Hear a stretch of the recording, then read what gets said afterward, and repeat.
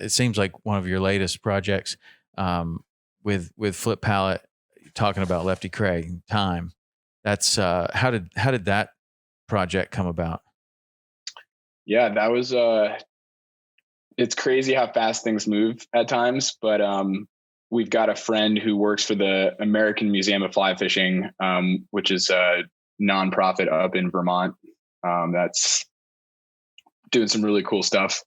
But they reached out to us and they said, "Hey, we want to reach a younger audience and we want to partner with Flylords on a video project to try and do that." And they said, "We want to be in the fly fishing film tour." And I remember early on in this conversation, I said, because I worked at the fly fishing film tour. I was the road crew for a whole year with them. But I said, we can't guarantee you're going to be in the fly fishing film tour. It doesn't work like that. We can try really hard. And so that was how the conversation started.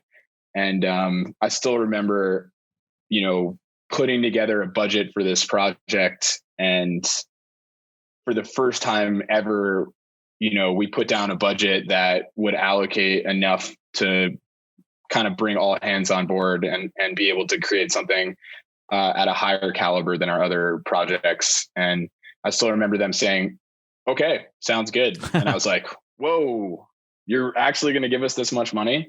And in the grand scheme of things, it's not a lot of money, but for the fly fishing production industry or however you want to describe it, it was a lot of money. And we spent every penny making this thing. And I still remember the first call with Flip, asking him if he would be interested in working with us on this. And obviously it wasn't, "Hey, Flip, do you want to work with Flylords on this?" It was, "Hey, Flip, do you want to work with the American Museum of Fly Fishing?" Which allowed us that entryway. I don't even think he knew who Flylords was. Well, he follows 0 people on Instagram. So that doesn't help. But I still remember that first phone call with him. I was with our cinematographer and editor, and we had him on speakerphone. And I mean, first of all, hearing his voice over the phone, we were just like all starstruck. We've been looking up to this guy for a long time. And I remember him talking about time. And he said, time is all he has. And I think it was in reference to giving his time to us for this project. And maybe there was some compensation involved in that conversation, but that really stood out to us because we're, our team is 28, 27, 29, and we're sitting in that room listening to him talk about time this way. And we don't look at time that way. Time is, in abundance, not quite as much anymore, but compared to him who has this perspective on time as this legendary soul that's done everything. And so that was really where the backbone of the project started, was him talking about time. And eventually, from that first phone call, eventually the project ended up being called Time. But that was how it kicked off. So it kicks off like that. Was the intent immediately that you were this was going to be kind of focused on Lefty, or did that happen as you start kind of working on the project? We went into the project, and some of the guys at the museum thought that telling a story about Lefty. So Lefty had passed away in 2018, I believe. And we worked on this project in 2019. So it was definitely close enough to when Lefty passed away that it was a very relevant topic to talk about. And the museum has a lot of great memorabilia from Lefty, including his old vices and things like that. So from the beginning, we did want to find a way to include that story. And that was also another part of kind of that pitch to Flip, was let's tell a story commemorating, one of your best friends and partners, Lefty Kreh. And it was funny trying to tell Flip it was going to be a 7 or 8 minute cinematic experience. Was a very interesting conversation, because he's like, how do we fit a story about my relationship with Lefty into 7 or 8 minutes? I think this should be, 40 minutes long. And I was like, that's not. What was the answer? Honestly, I was just like, I gave him some pushback, and I mean, all of our projects are shorter, and I don't know if that's just the evolution of attention spans. There's definitely still a time and a place for a longer film, but I think you can really convey an impactful message with a 5 to 10 minute film these days, if you tell it right. So. And so, did you have help telling that, or did you learn these skills in school, or what? How do you get to be an efficient storyteller in 7 minutes? A lot of trial and error, and I think honestly, like, my skills are I'm pretty good at delegating, and I'm pretty good at finding people who are really good at what they do, and that's honestly what I'm passionate about, is finding people that are really good at what they do and they're passionate about it, and investing in them to tell the best possible story, whether that's the guy pressing the record button, or the guy in the editing room, or the guy who's helping us, write the script. It's really trusting these people. And I've been extremely fortunate to build relationships with our team over the past few years, who are just so talented. Mm-hmm. Yeah, well, you certainly did a great job on this one, and on one hand, it's an easy thing to do because you have such colorful characters in Flip Pallot and Lefty Kreh, but then on the other hand, it's incredibly difficult to condense that really lifetimes into a short period, whether that's a 20-minute film or a 7-minute film, or even just to choose one picture that kind of embodies this whole story. It's so on one hand, like it's kind of easy because I don't know, there's just so much there. But then that's also the challenge, is that there's so much there. It's really difficult. So when you start this project, I mean, you included Bob Clouser and Blaine Chocolate and Flip, and then of course the centerpiece is kind of Lefty and his impact that he had not only on these guys but on everybody, people like me, people like you, people that are just getting into the sport today. Even though he's passed on, he left an indelible mark that few people leave on any sport. I mean, or even any activity. Like he was a really special guy, and he did some really pretty cool things, and he got so many people into the sport. So when you're kind of looking at this story and you go to Flip, do you just kind of let him talk, or and then choose the best pieces, or are you kind of steering him in the direction that you want the story to go?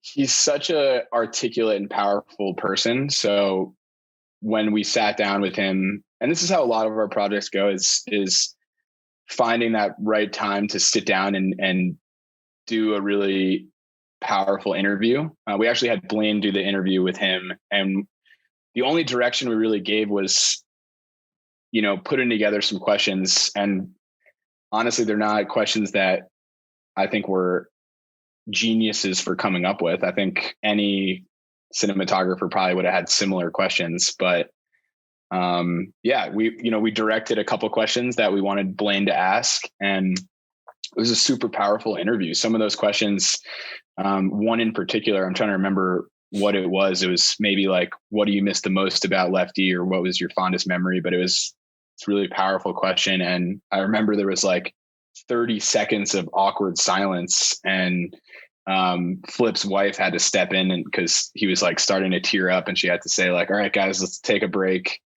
So it was a very powerful topic. And I think that really helped. We didn't have a script. We didn't have this is what we want to do. We said, we're going to spend a couple days with Flip in his backyard, talk about Lefty, bring in Blaine, who has a good relationship with Flip, and he idolized Lefty more than most people out there. He was one of the main reasons why Blaine became a guide. So just putting together these people and asking the right questions and really just being there to capture it all. That was it. And then we throw all of our B-roll and interviews to our editor, who has never picked up a fly rod in his life, and we let him do the magic.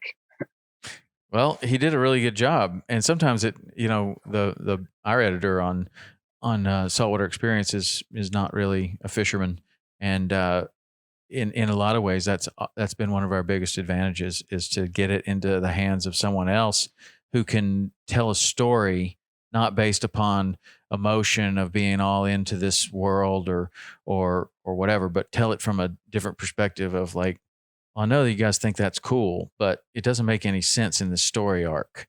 And they create like a story arc, and then they put it together in a way that basically anyone, whether you're a fly fisherman or not, would understand what's going on. They may not appreciate it quite as much as somebody that's deeply entrenched in it, but they tend to sometimes hold that story arc together better because they're looking at it with fresh eyes, I guess, or different eyes. Do you do that? Do you do that a lot of times with your films? Do you have an editor that is not fishing related? Yeah, our particular editor that we've built a relationship on, I think we probably worked on 10 projects with him by now, but doesn't fish. And exactly what you're saying is he's a storyteller. So he's gotten better at like, hey, this hook set is really cool. We should probably put that in there. So he's gotten better at like understanding that. We just we put out an Alaska film a few days ago, and he really nailed the intensity of that fishing in the backcountry of Alaska. And, so he's definitely developing nicely, but totally agree with your point. To be a good, editor, you don't need to be, for a fishing film, you don't need to be, an obsessed angler. You can just be a good storyteller. And that's been a strength. For sure. Sometimes the obsessed angler editor can do both, but a lot of times the obsessed angler editor, you can see this in a lot of deer hunting shows. Like you have these guys that really love deer hunting, and they put together something that they think is so cool, but it's just like a bunch of kill shots, just back to back to back to back. It's like, where's the story here? It's like, there's no story.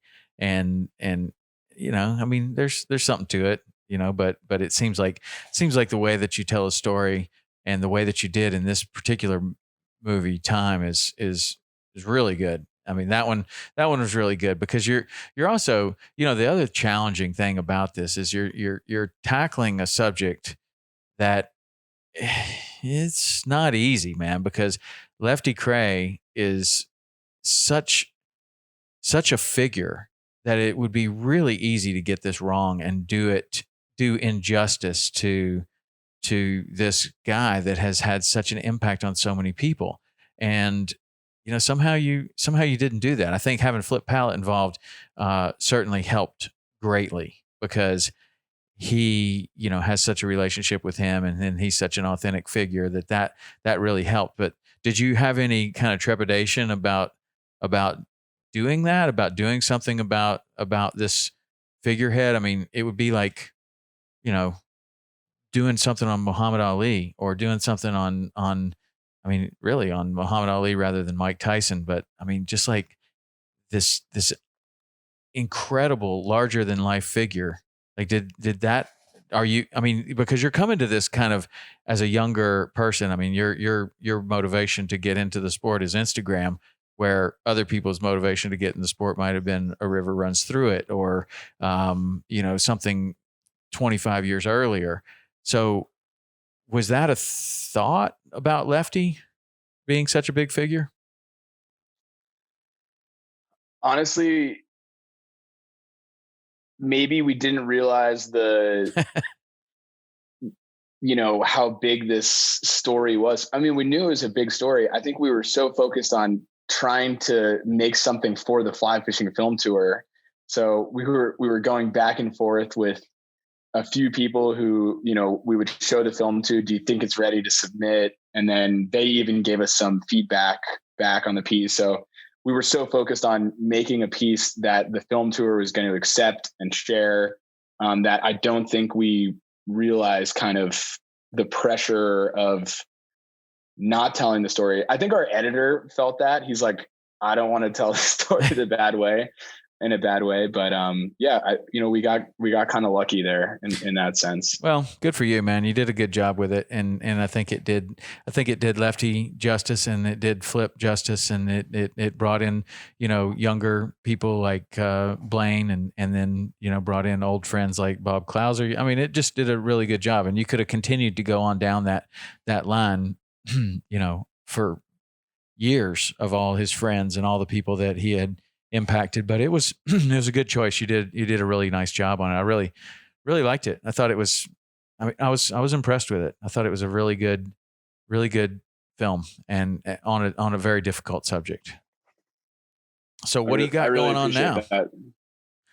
Well, first of all, I really appreciate that, Tom. And that means a lot coming from you. I know that you're a legendary angler yourself, probably one generation down from the Flip and Lefty crew, but it means a lot coming from you.